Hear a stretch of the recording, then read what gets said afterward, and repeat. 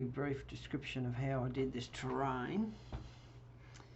Each one of these lines are elevation lines. I copied and pasted them one at every 4 foot to match his drawings, and I'll show you what I mean by that. So this one here will be set at 0 elevation height. They're terrain elevation lines, which come from these here. So you draw one and you give it a height, but we'll delete that because we don't want that, because that could cause the terrain to mess up. So I copied them out at one at every 4 foot by, I'll show you what I mean. I dragged one, I selected it, went to this tool here, and then that'll actually be set at 1 every 600, but I set it to 1 every 4 foot. Control Z, undo. You select it, you come here, and you type in the spacings that you want them. I've got them at 24, but they're actually at 48 in your drawing. And you just drag and copy. So you're going to get a line, one of these blue lines, because I changed the layer for terrain elevation to blue so that all the elevation lines stick out. And that's a bit of an important tip, because it's very easy to put elevation lines into your terrain and forget that you put them in, and they can be fighting your terrain. So they might be hiding in there somewhere. You don't know that you've put them in there. So it's a good idea to change your layer to a bright colour that stands out. I picked blue. I'm a bit colourblind, but that's the colour that I picked to help me be able to see it. So I'll just delete those because we don't need them anymore. Control Z. Oh, we don't need that one either. Right. Now, so I've copied them all out, and then I got your drawing, which is this document here, and you'll see that at 0, the terrain height is 0. And then at 4 foot apart, all the way down the page, there's 1.5 inches, 2.5 inches, and that's the amount that the terrain is dropping. That's what he's saying by that. Or raising, actually. When it says plus, it means the terrain's going up. But when it gets down here to minus 11.5, that means the terrain's going down from 0. So the surface of your terrain, that's what he's talking about there. And it wasn't a bad drawing what he did to help you understand what's going on. And all the way down here to the terrain dropping 5 foot 3 inches, and from 0 to 70 foot down. So that's the last elevation line I've got on the drawing at 70 feet from 0. And I'll get rid of this drawing now and show you what I mean. So I had to insert another one here. I made a best estimate as to what I thought it would be, because his last line came to here, which was the 70 foot marker from there. And I'll show you what I mean. I'll do a quick dimension if I can figure out where my dimension tool is. There it is.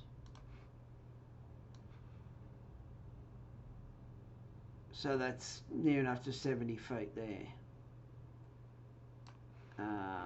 So that's what's going on there. I've lost my line from over here because I've been mucking around and I must have deleted it.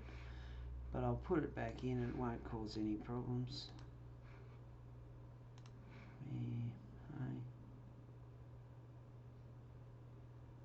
Oh no, I've got it there. It's the line before it that I'm missing. Copy, paste. Oh, you snapped onto the other line, and I don't want that. I want it to actually be directly in line with this other line, which is that one. What's going on here? Oh yeah, I've grabbed the wrong handle. I'll get it in a minute.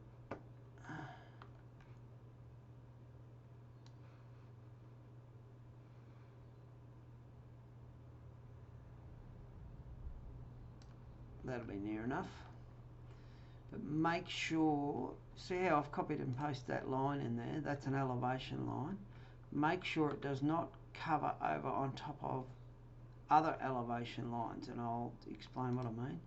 I've got an elevation region here set at minus 94 inches to get that patio floor height down. From all that's in relationship to 0 up there. That 94 inches is in relationship to this 0 point up here, which is this first line is 0. Alright, so I'll just make sure that line is not going, because it'll mess the terrain up, guaranteed. You can't have one bit of data, elevation data, on top of another. You just can't. You'll see I've got elevation data down here in the blue lines, but you'll see I've got an elevated region in here controlling the height of this area, and an elevated region in here controlling the height of this area, and I'll show you what I mean. There it is there, and that's the height it's at. And if the height of those is incorrect, you can just change it to whatever you want. These are just terrain retaining walls drawn in here. They're just like drawing normal walls. You terrain, where are they? There they are there. Straight terrain retaining walls.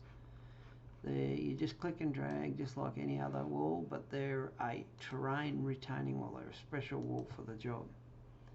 I'll delete that. None of that can, and that's a footpath down there. That I think you already had a footpath in there, but I cleaned out a lot of your stuff and then started from scratch so that I knew that I had a clean model and things weren't hiding where I didn't know they were. I haven't adjusted any of your model to suit his drawings. All that you'll be able to do yourself. As far as retaining walls, there's one here too. So we've got this one and this one as a retaining wall. What else do I need to tell you about it? Yes, I know, another important element to it. We'll go to a camera view. Now, once I set all that up, the terrain was actually set. I think you've got it on the foundation level, the terrain. Auto rebuild terrain, that's good. Alright, subfloor height above terrain. You untick automatic because you always want full control of it. And that's set at, I'm going to write this down so that I'll copy it. Control C. That would probably be set at 0 or whatever you may have put in there. I can't remember. So I'll put it back to 0 and we'll go OK. So basically the height of the terrain is controlled from that point. So it's now set to 0. So 0 on the terrain and 0 on that is probably in relationship to your foundation floor height because you've put your terrain on the foundation level. Yeah, and that looks about right too, actually. So I had to actually raise the terrain up, and this was just a best estimate guess because I don't think he's indicated a 0 height of his heights in relationship to the floor height. So I just guessed that the height would be as we had in there. So this is your terrain specification. I'll paste that old height that I had in there back in, and then you'll see the terrain pop up to the correct height. Well, what I think's the correct height. I don't know exactly where it's meant to be, but it may actually meant to be a bit lower than that. I don't know. But that's something you'll have to figure out. But it's easy enough to adjust. You just saw me how to do it there. So that's basically how I did your terrain. I've used a terrain elevation in here to get this floor level down at the right height. And on top of it, I've placed a terrain feature to form the concrete up.